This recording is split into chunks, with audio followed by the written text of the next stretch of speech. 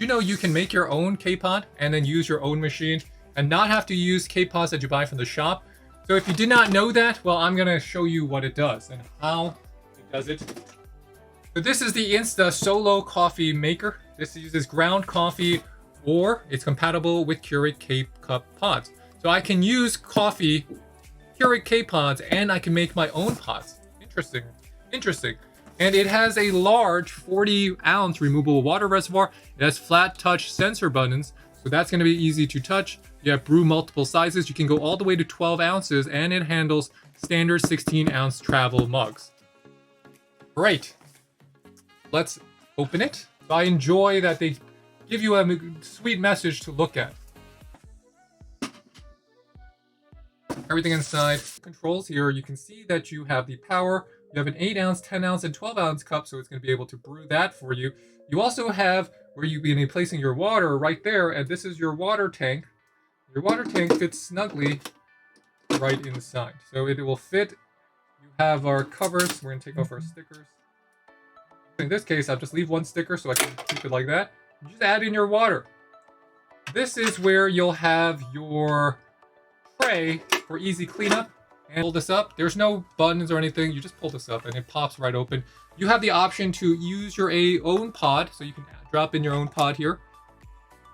Or you can use the reusable pod, or you can get your own reusable pods that you can produce the night before or once a week. And just, it's so easy to do this. Because reusable pods, you just add in the coffee and you just close it. That's it.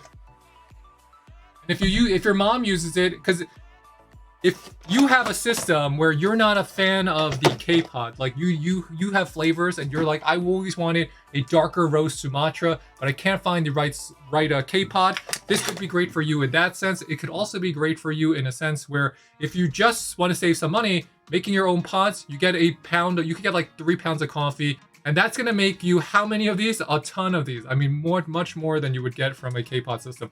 Really high rated. It has like 50,000 rating. How you open your pod is going to be straightforward. Just pop this, remove, add in your... This is like how you make Takea cold brew. This is the same. This is kind of how you make Takea cold brew at the same time. Adding in our grinds. And I'm overfilling mine. Just for the sake of demonstration. You don't need this much grind in yours if you don't want it. So I really overfilled mine. But that's okay.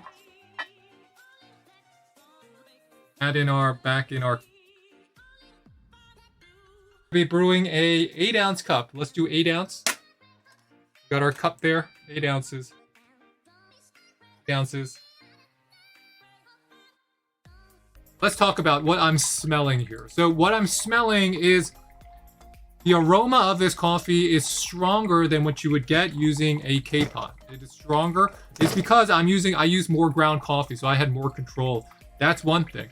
The flavor of this is going to be under my control as well, because this is going to taste like a fresh brewed cup, not a K-Pod. So there's going to be a slight flavor difference if this is going to taste like you brewed your own cup of coffee.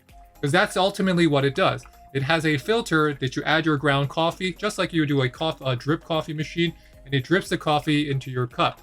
And it does it in a way that is just like a K-Pod. And if you want to use a K-Pod because you're in a rush, you can. But if you're trying to be more environmentally friendly, lower your carbon footprint, this is a great solution while also being economical. Once it's done, and you'll see that the indicator lights on the top are blinking to let you know it is done. You also have the ability to brew this bold.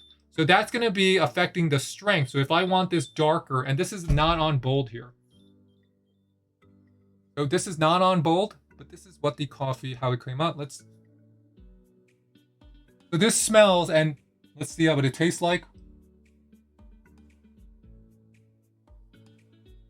So this tastes, oh wow. So this tastes super smooth. I'm actually very impressed. This actually, brewing my own K-Pod could be the way to go now. I mean, just brewing my own, making my own K-Pod, it could be the way to go. I'm gonna test this more, but this could be the way to go.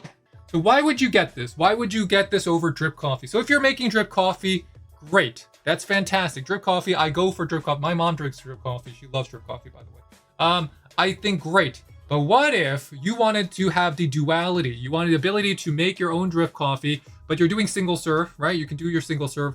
So you don't have to brew an entire pot. You don't have to brew an entire pot. You just brew it for yourself. That's one. For two, what about if you wanted to make a pod or use a K-pod because you don't want to do drip coffee? What do you do then? You have to buy a K-pod anyway. You have to buy a K-pod anyway. So this is combining this with a drip coffee machine. It is a hybrid unit, and a hybrid unit could be something very interesting to a lot of people because then it gives you more control. Because if people are spending like $1,000 on having more control over their espresso, I would imagine people are willing to spend just a few more dollars to have more control over their morning drip coffee or their morning brew.